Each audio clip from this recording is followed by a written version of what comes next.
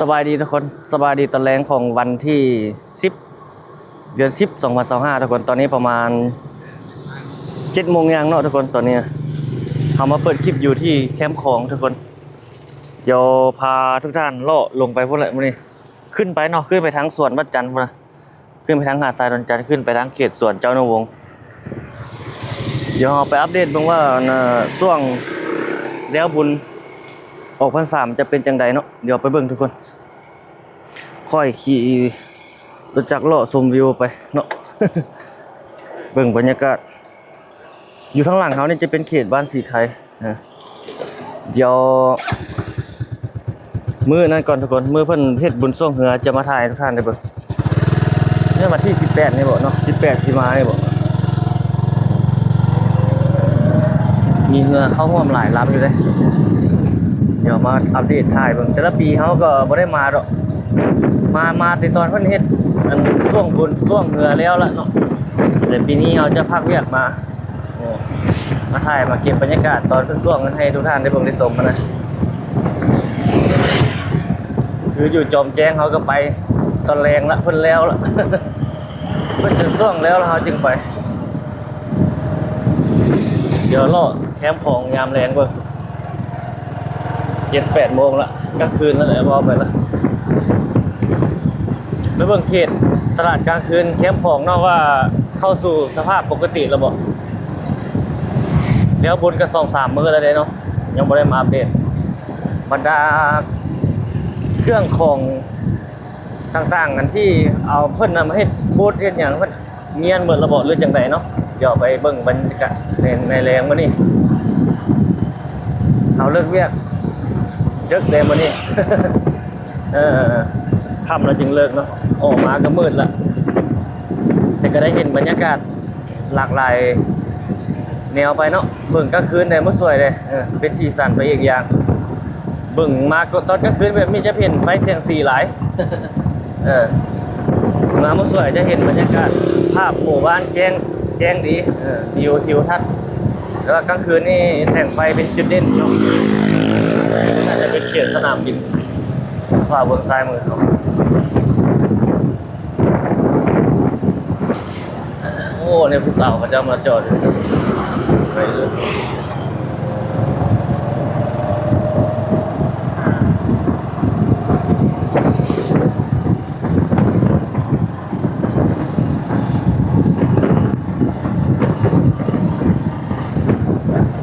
ฝั่งไทยพวกนั้นมันเกิดใต้ไฟหุ่งเป็นภาคเหนือของไทยเนาะภาคอีสานเป็นสีเชียงใหม่บ่ตรงกันข้ามกับเวียงจันทร์เนาะตรงกันข้ามภาษาไทยมันตรงกันข้ามภาษาลาวมันตรงกันข้ามคล้ายคลึงเดียวเนาะภาษาลาวภาษาไทยภาษาปากเว้านี่เขาสามารถเว้าสื่อสารเดียวได้บ่ถ้าใช้ลามใช้หยังก็เข้าใจคือเขาเว้าเรื่อยผ่านมาเลยคนลาวนี่90%มันได้ภาษาไทยรู้ภาษาไทยเนาะอ่านได้เว้าได้ฟังเข้าใจแต่ว่าเขียนบ่เป็นอย่างเดียวเพราะว่าเขาบ่ได้เข้าเรียนไทยเด้บ่ได้เรียนพยัญชนะมันนะย้อนอย่างถึงว่าจึงว่าเขาฮู้หมดก็ผ่านโทรศัพท์ผ่านเครื่องโทรภาพโทรทัศน์ต่างๆเนาะเบิ่งผ่านตัวนี้แล้วก็ฮู้หมดนั่นนะเพราะว่าโทรศัพท์นี่เป็นภาษาไทยส่วนหลายเบิ่งหนังไทยฟังเพลงไทยเบิ่งละครไทยอย่างประมาณนี้ส่วนหลายแล้วก็กระซับ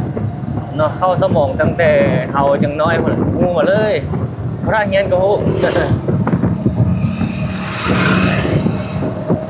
อ่านได้เว้าได้ฟังเข้าใจ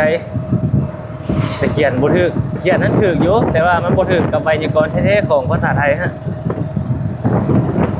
นอกจากว่าเฮาเว้านะแบบพิมพ์อันเสียงเอานะเนาะมันทันสมัยได้ยามนี้นะปุ่มกดโทรศัพท์มันมีจุดเว้าเฮาเว้าแล้วมันพิมพ์มาให้โดยอัตโนมัติให้นะเฮาเว้าว่าสมมุติว่า อ่าประเทศไทยที่เขาบ่ท่าเขียนเนาะเขาก็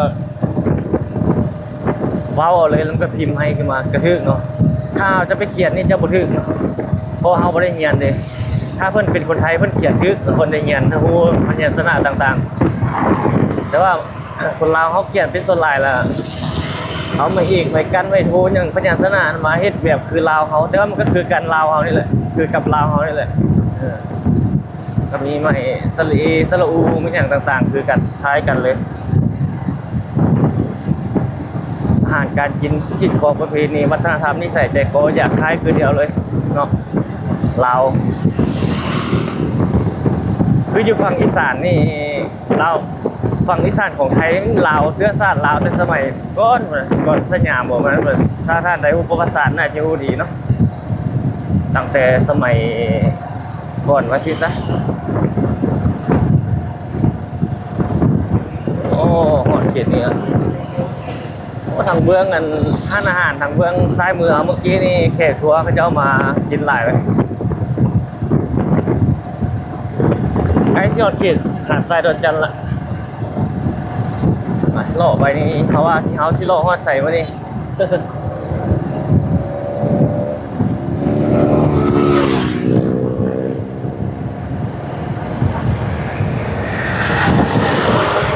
โรงแรมอยู่บนสังกะสีบนนั้นเบื้องซ้ายมือเขานี่บ่เฮ็ดต่อเนาะแต่ตัวนี้เฮ็ดใกล้สิแล้วล่ะนี่ตัวนี้แล้วหลายเปอร์เซ็นต์แล้วนี่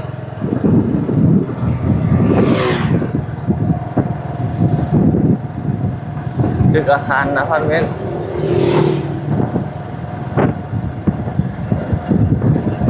ยามแรงริมโขงเวียงจันทน์โอ้บรรยากาศดีทุกคนให้ขี่รถโล่นำแคมน้ำของแบบนี้เพื่อบางคนบางท่านเนาะวัยรุ่นยกล้อเลยเพื่อบางคนบางท่านบริมาโลมาชมแบบนี้เนาะบางท่านบางคนก็อยู่ต่างประเทศบางคนก็ไปอยู่ใส่ก็แล้วแต่ทุกคนเห็นภาพเมืองลาวบ้านเฮาอยู่ใส่ก็บ่คือบ้านเฮาดอกถึงจะเป็นจังไดก็คือบ้านเฮาเนาะความสุขของบ้านเฮาคือเฮาลูกเชียงขวางมาอยู่เวียงนี่แหละอยู่นี่มันมีนั่นมีนี่สถานที่นั่นสถานที่หลายจุดหลายบ่อนเนาะบ่อนเล่นบ่อนเที่ยวบ่อนกินบ่อนไปบ่อนมาบ่อนให้เวียกเฮ็ดงานต่างๆนานานะแต่ก็บ่มีความสุขเลยมีอยู่มันมีความสุขอยู่แต่ว่ามันบ่สุขเท่าบ้านเฮานะคือไปอยู่บ้านเฮาแล้วมันถึงเป็นจังไดบ้านเฮามันก็มีความสุขแบบลึกซึ้งแบบอัตโนมัติแบบ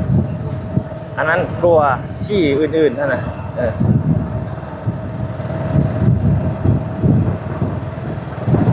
ความสุขของบ้านเฮา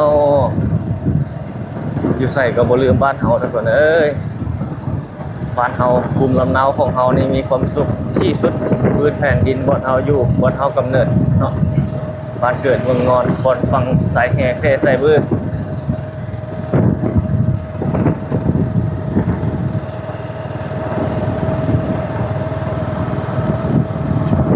อันนี้นี่ร้านอาหารเต็มแถวนี้เปิดปกติเนาะร้านเรือนห้านมีหลายเด้อทุกคนร้านอาหารอยู่เพียงนี้นะถ้าท่านใดอยากมานั่งชมวิวแคมน้ำของนี่มาได้นี่ร้านเหล้าร้านเบียร์ร้านอย่างต่างๆอาหารก็หลายเป็นจุดลงมาอาหารลาวอาหารไทยก็มีอาหารยุโรปก็มีมานี่มีหลายเมนูหลายร้านอาหารหลายสีมือของร้านแต่ละร้านจะบ่คือกันอีกคือเขาเว้าหั่นแหละร้านใดแซ่บก็ร้านนั้นมีลูกค้าหลายมีจุดขายของแต่ละร้านจะบ่คือกันจุดเด่นของแต่ละร้านจะบ่คือกันแจ่วคือเดียวอยู่เนาะแจ่วตำแจ่วนี่ผู้หนึงตำแซ่บผู้หนึงตำบ่แซ่บ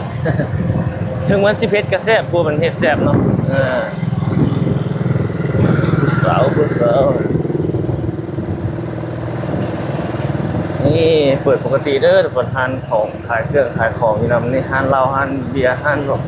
กินไวน์มีหมดนี่เราอย่าป่าแป้งจุดนี้มันแลนด์มาร์คของนครหลวงจันทน์เฮาแหละ ผู้ใดมาเที่ยวเวียงจันทร์แล้วบ่มาเขตแคมป์ของนี่โอ้สำกับบ่ฮอดเวียงจันทน์เนาะ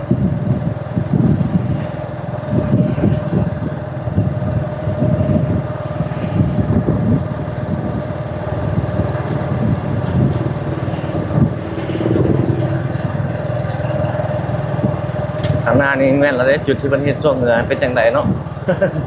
เข้าสู่เพราะว่าปกติแล้วบ่เครื่องของที่ยกที่เหยื่อเนาะ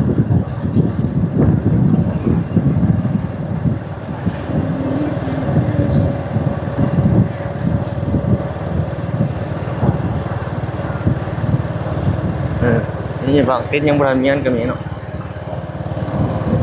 ถือว่าแล้วเพิ่นอนามัยแล้วหลายแล้วเด้สำนี้หลายแล้วสำนี้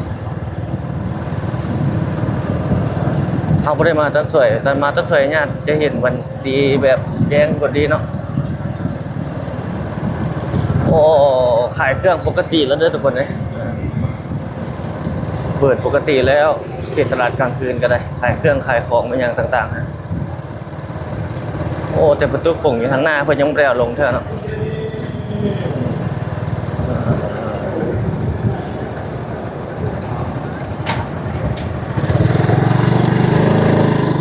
อ๋อประมาณนี้แล้ว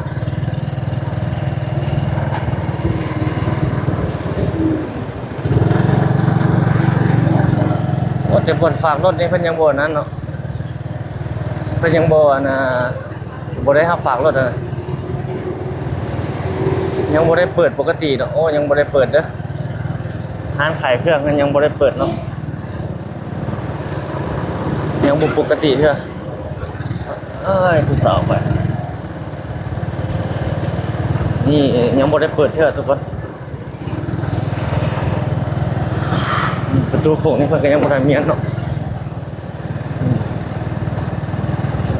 ยังยังบ่เข้าสู่เพราะว่าปกติเด้อนี่ร้านขายนั้นร้านขายเครื่องร้านหยังเดี๋ยวนั้นยังบ่ทันเลย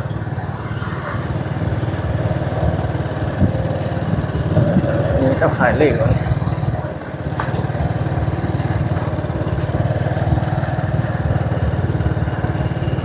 ฉะนั้นเอาเกี่ยวมาออกวันนี้ได้บ่ได้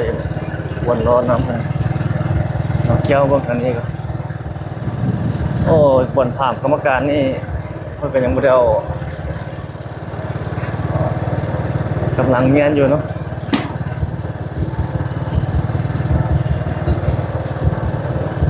เพราะว่าจุดนี้นี่เปิดปกติเลยได้ตัวนี้นะอันนี้มันอยู่ใต้โต๊ะเลยอันนี้ ร้านขายเครื่องบดอันนี้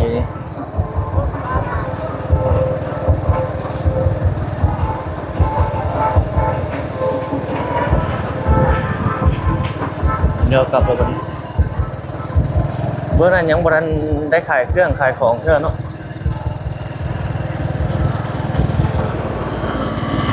อันนี้เขต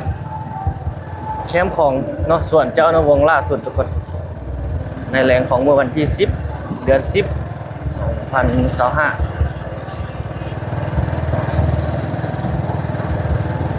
เอาหน้าจอบนนี้ได้เนาะองค์พามอัมมารีโอ้ล้อมันตันนี่โอ้ได้อยู่ได้อยู่โอ้ได้อยู่เบื้องนั้นยังไม่ได้ขายเครื่องเลย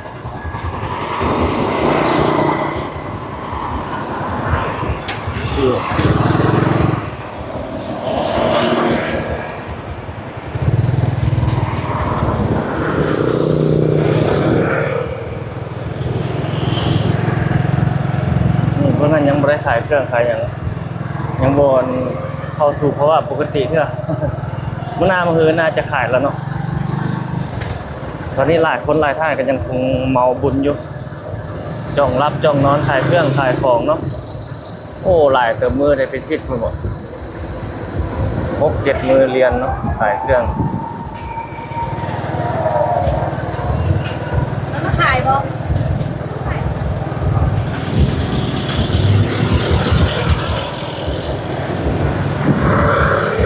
ยังทานขายเครื่องใช่ไหมทางนั้น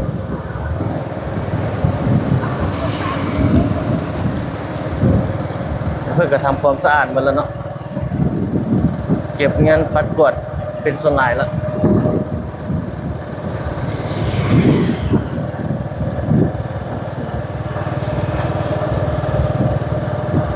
สำหรับทางนี้นี่เปิดปกติทางนี้นะอันนี้มันอยู่นี่แบบตายตัวแบบนี้เลยล่ะ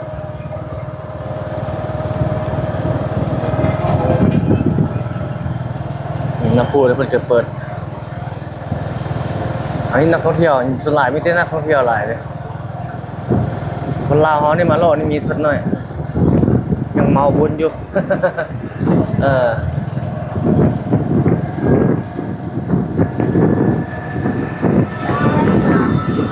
เดี๋ยวพักเจ้าไปทางถนนนะ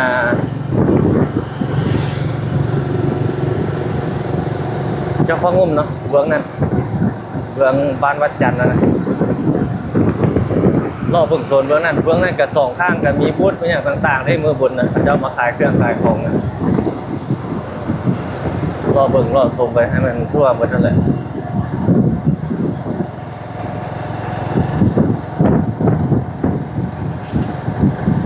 บนบูธเบียร์น้ำประเทศนี้เป็นจังไดละโอ้นักห้องเพิ่นกล้องไล่กล้องห้วยไล่เนาะ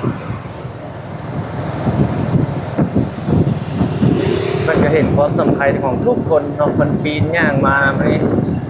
ไต่จับมือทุกคนเนาะส่วนหลายก็เป็นวัยรุ่นเนาะเหมือนว่าที่เป็นบูธเบียร์มินนะเจ้าอยากเห็นเนาะเขาก็เข้าไปได้ทุกคนมันคนเต็มเลยแล้วมันคนเต็มแล้วพนักงานเขาจะเว้าให้เอาว่าเว้าแบบปกเว้าแบบนั้นเลยพวกอยู่นอกนี่เขาไปต้อนรับด้วยทางในเต็มแล้วเมื่อต้อนรับเขาเจ้ามาอย่างใดก็ทางในเข้าไปได้เด้อยืนเบิ่งทางนอกเด้อเว้าแบบนี้ก็คล้ายเนาะอันนี้เว้าแบบเป็นลิขสิทธิ์แบบ ห่วงไว้คนเดียวแบบนั้นเนาะบุคือเขาก็บ่ได้ถือสาเนาะทุกคนเนาะพนักงานคนบุคคลแต่ละบุคคลนี่นิสัยบ่คือกันผู้ดีก็มีนี่เพิ่นกำลังมีผู้บ่ดีก็มีผู้ปากม่วนก็มีผู้ปากบ่ม่วนก็มีเขาเข้าใจอยู่อันนี้บ่ได้เป็นหยังเนาะแต่ว่าเขาก็เว้าแบบอยากให้ถ้ามันมีงานมีหยังก็อยากคนลาวเฮาด้วยกันเนาะต้องเว้าด้วยความฮักแพงแบ่งปันให้เกียรติซึ่งกันและกันบอกว่าตัดหน้าตัดหลังเดียวนะเขากับคนลาวคือกันเนาะเรานัวหัวม่วนยิ้มแย้มแจ่มใส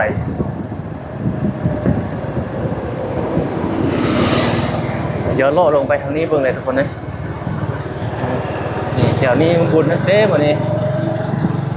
ลงโลดลงไปทางนี้โอ้ได้หลายเติบทีแล้วเด้เดี๋ยวเขาก็จะโลดลงไปให้ทุกท่านได้บุญได้สุขก่อนงานบุญมื้องานบุญเขาก็มาโลดแล้วงานบุญเขาก็มาโลดอัปเดตเนาะให้ทุกท่านได้เห็นได้ชมบรรยากาศไปว่าเป็นจังใดหลายคนหลายท่านก็บ่ได้มาคือเอาเว้าเลยบางคนก็อยู่ทางต่างประเทศบางคนก็อยู่ภายในประเทศบ่ได้มาก็มีบางเทื่ออยู่บ้านใกล้เงินเคียงอยู่เขตนี้บ่ได้ออกมาก็มีติดตามช่องของเฮาไว้พาโลพาชมอัปเดตเรื่อยๆเนาะอยู่ในขอบเขตนครหลวงเวียงจันทน์เฮาจุดที่เฮาไปได้ถ่ายได้ให้ทุกท่านได้เบิ่งได้ชมสมเดียวถึงการสร้างสรรค์พัฒนาของบ้านเฮารวมๆเบิ่งโดยรวมๆไปแบบนี้แหละเป็นแล้วใกล้สิแล้วโอ้ไปลุ้นเงินอันนี้เขาอยู่สัญจรอยู่นี่เป็นถนนเสถาธิราชเนาะใช่เขตทางหน้านี่ไปเขาจะนี่เขาจะเฮ็ดตอนกลางคืนเฮ็ดเลยเนาะใครเขตทางหน้านี่เขาไปเขาจะเฮ็ดบูธอย่างหลายๆนะบูธขายเครื่องขายของนะจะมาเมียนหมดแล้วนี่รถสัญจรได้ปกติหมดแล้วแบบนี้เลยที่หยกที่เนี้ยก็ยังเป็นถุงดำบางอยู่ก็มีเนาะยังบ่ทันเก็บละเอียดเชื่ออีก 2-3 มื้อน่าจะเข้าสู่เพราะว่าปกติแล้วโอ้ฝนตกลงมาแห้งๆเนาะล้างเดินนี่ก็ยิคักล้างเขตนี้นะบางห้านบางจุดบางบ่อนมันเปื้อนในพื้นนี่นะเหม็นชาวเฮ็ดทานของอาหารอย่างต่างๆนะถ้าฝนตกลงมาเดี๋ยวจะใส่จัก ชั่วโมงหนึงนี่โอ้ปวดปุ่งเลยล้างพื้นพร้อม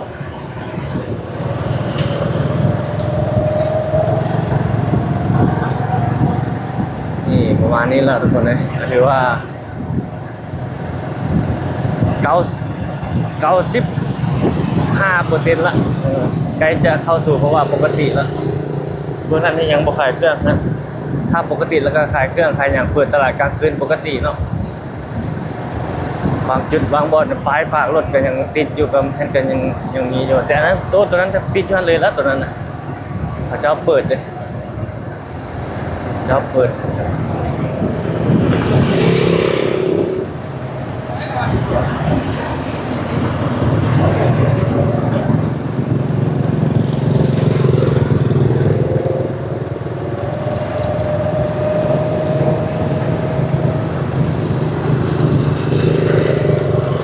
พื้นมันจะเปื้อนๆอยู่แถวนี้นะถ้าฝนตกลงมาล้างนั่นคือสิดีเลย ไปเอาเลี้ยวเข้าไปทางนี้ต่อวันนี้พาชมอัปเดตไป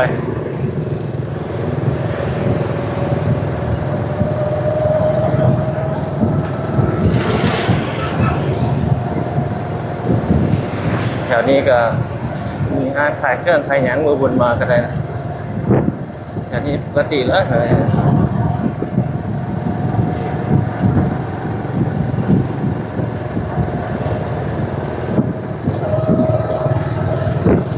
ส่ดี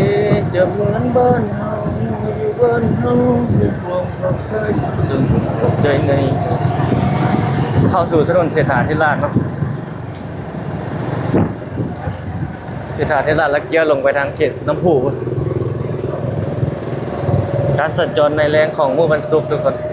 จะเป็นจังได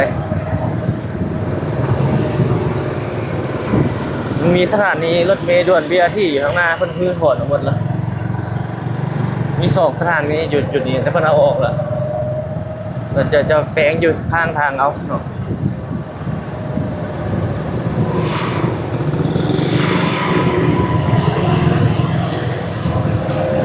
เดี๋ยวนี้เล่นมัดเดี๋ยวนี้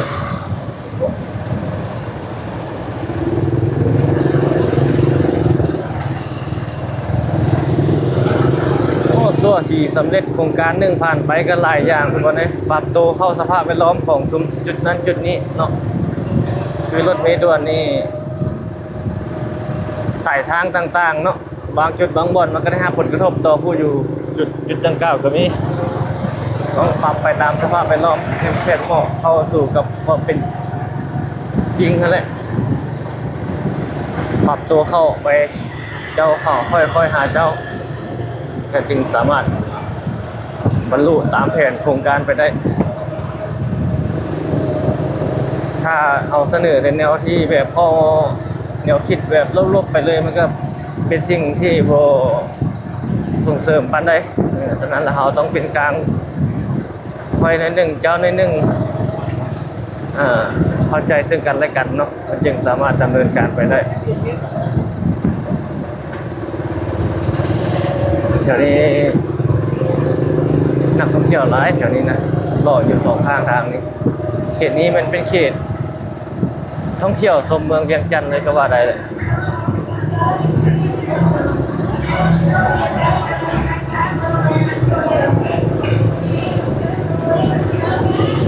แลนด์มาร์คจุดท่องเที่ยวชมเมืองเวียงจันทร์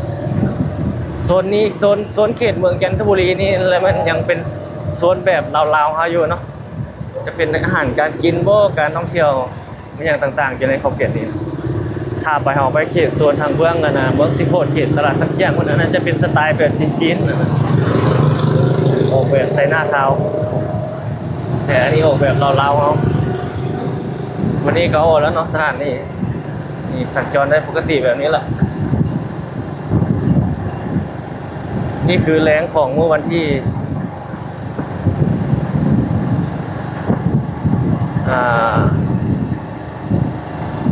10 เดือน 10 2025ทุกคน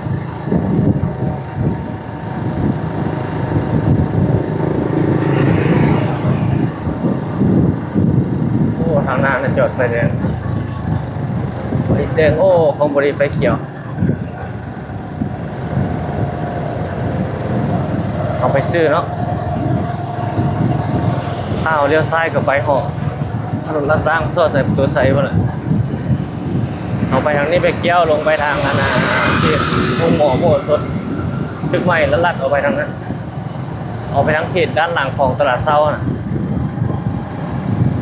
แล้วก็สิไปปิดคลิปอยู่ประตูไซ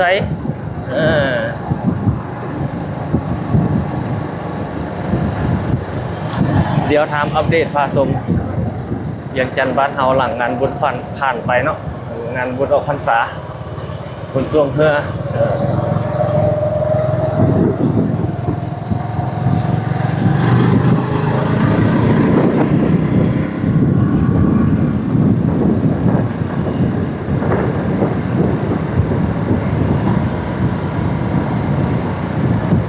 ใส่ซอดใส่ภาคสัน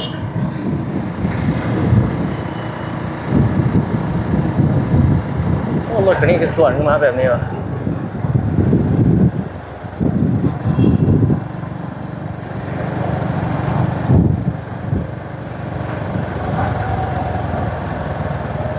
อันนี้มันทางลงเจ้ารถสวนมาแบบนั้น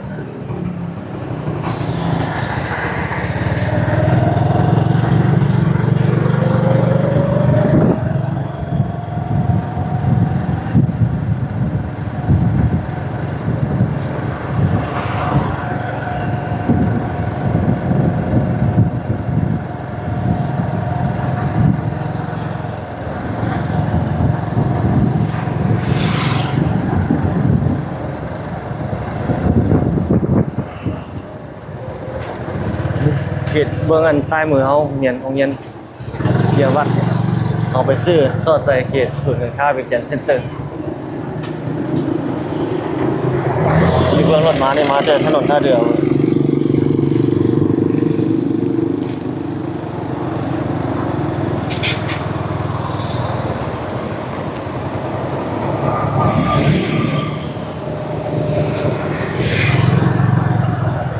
เป็นไรได้รถอยู่เลย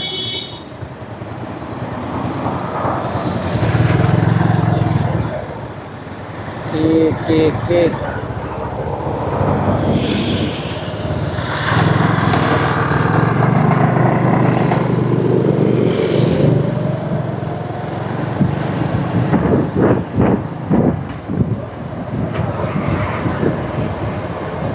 มีงานเนาะอยู่นี่จะเห็นไต้ไฟบ่มอยู่นี่มีงานได้งานบูธอาหารการตลอดทั้งงานอยู่เขตศูนย์การค้าเวียงจันทน์เซ็นเตอร์ศูนย์การค้าภาคสันเนี่ย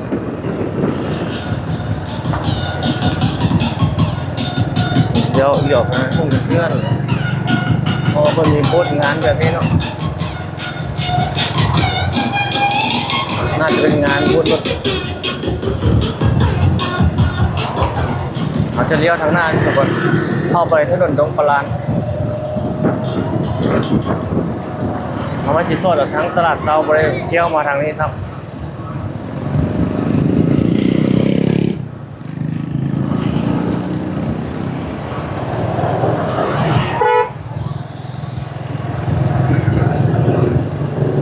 ดีเกเสร็จเดียวคือกี้ก็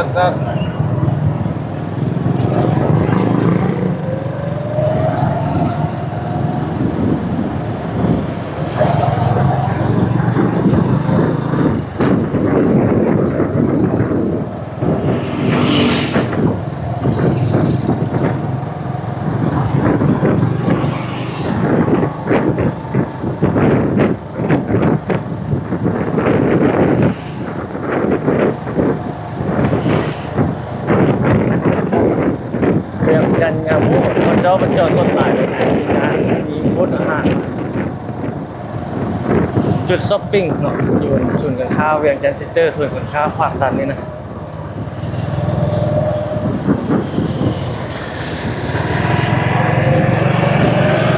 อันนี้เอาพาโลกเนาะพาทุกท่านโลกในแรงของวันนี้เป็นแรงละกลางคืนเลยมันมืดมาละเห็นแต่ไฟแสงสีแล้วก็เห็นเป็นมันก็เห็นไปเป็นอีกบรรยากาศหนึ่งเลย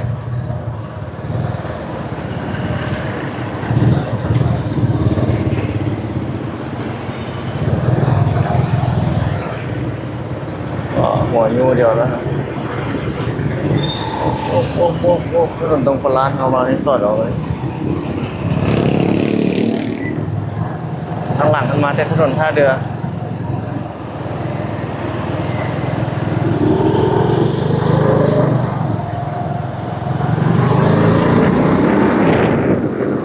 ถนนตรงปลานี่ถนนเป็นตรงไอ้ที่เขาจะเลี้ยวเข้าทางหน้าบนรถสีดำเข้าไปเลยเข้าไปซอดใส่นะจนโผล่ไปทางหลังตลาดเซา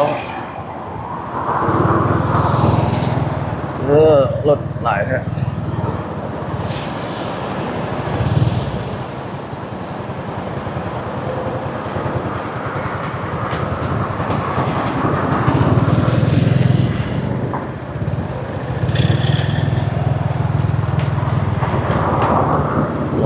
รอข้ามว่าผู้สาวไปนะ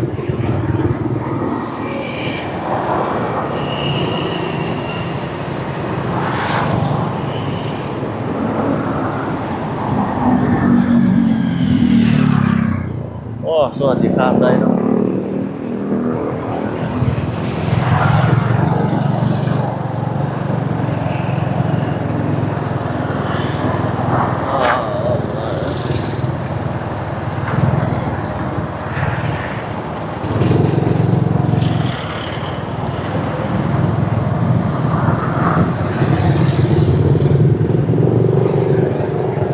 เข้าไปนี่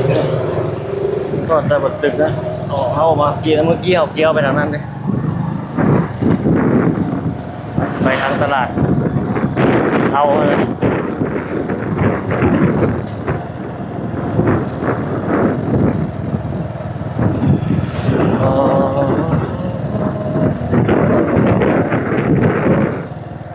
โอ้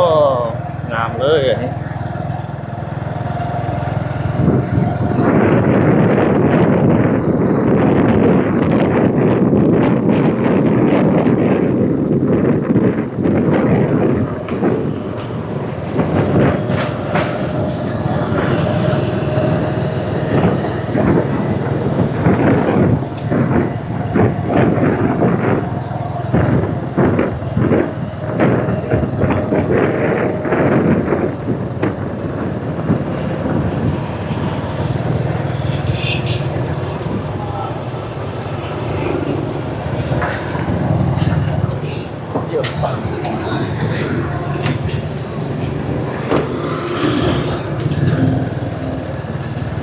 โอ้รถมาหลายเลย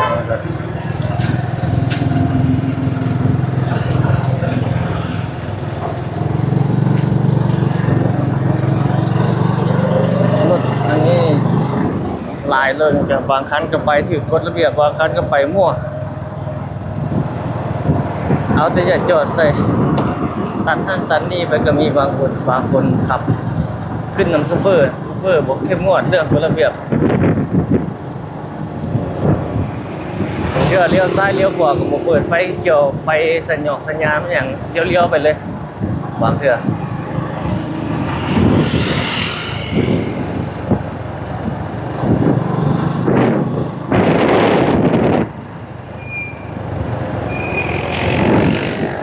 นี่เขตนี้เขตด้านหลังของตลาดเช้าเราเขตนี้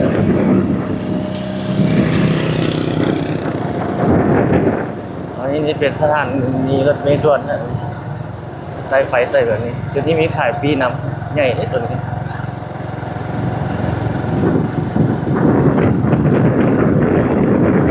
รถอันนี้ผมอยากให้จอดนี่อยู่นี่จอดนี่กีดขวางการสัญจรเนาะ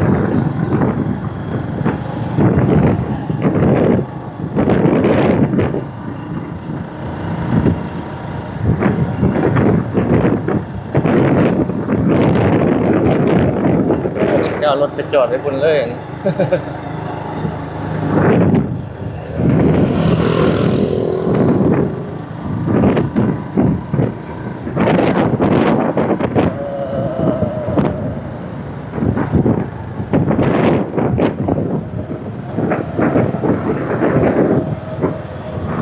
ขตด้านหลังของโอ้นี่คือถ้ามีงานนี่งานมิตติ้งเลย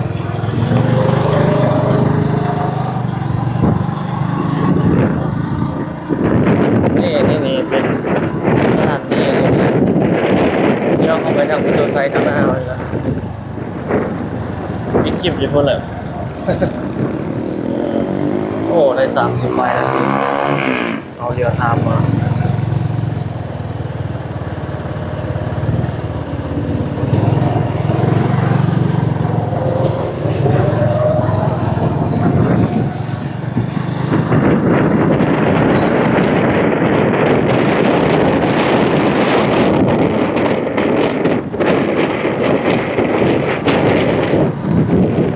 หนาวนี่เก็บส่วนประตูไซ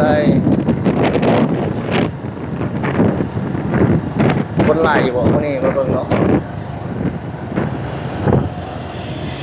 โอ้นี่ใต้ไฟงามเลยส่วนอาเซียนนี่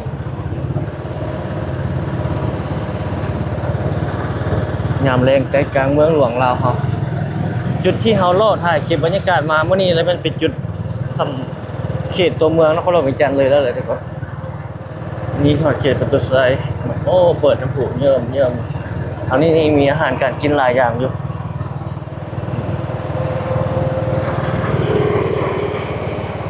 เจ้ามานั่งเล่นชมบรรยากาศผู้สาวผู้เบา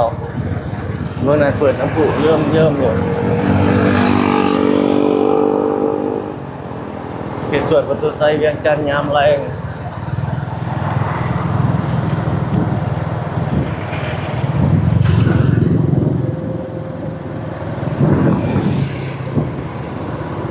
โอ้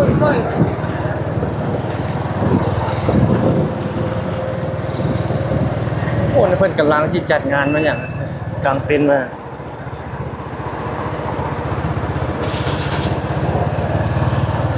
พวกนี้เลขเล้าหวยเล้าคนขายเลขขายหวยทางหลังเอาประมาณนั้นเลยทุกคนเอาคลิปนี้ประมาณนี้ซะเนาะทุกคน ยาวพอสมควรแล้วเนาะขอบใจทุกท่านที่เข้ารับชมทุกคน เอาไว้พบกันใหม่ในคลิปวิดีโอถัดไปเนาะรอท่าชมว่าเขาจะไปถ่ายใส่อัปเดตใส่ให้ทุกท่านได้เบิ่งได้ชมกันนะวันนี้เขาก็เกี่ยวกลับลงมาทางนี้แล้ววันนี้ผ่านเข้ามาที่นี่ก็ประมาณนี้เลยเขตบ้านคนไซอันนี้นะคนไซเอาพบกันใหม่ทุกคนสบายดี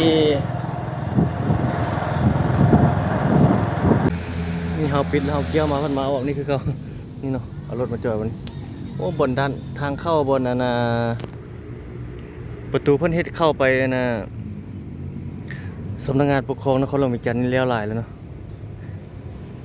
แต่ตอนนี้มันเข้าอยู่เบื้องนั้นพุ่นเบื้องถนนหนองบอนพุ่นเพิ่นจะเปลี่ยนมาเฮ็ดเป็นทางเข้าอยู่เบื้องนี้บ่ประตูโค้งทางเข้าโอ้นี่เพิ่นเฮ็ดตั้งนั่งเลยนี่คักเด้สมวิวคนมาย่างมันออกกำลังกายหลายอยู่นี่ครับปิดคลิปวันนึงแล้วมานี่ว่าเก็บอีกให้ทุกคนได้เบิ่งส่วนปิดแค่แล้ววันนี้ทุกคน ทางร้านประตูใส่เอาขอบใจสบายดี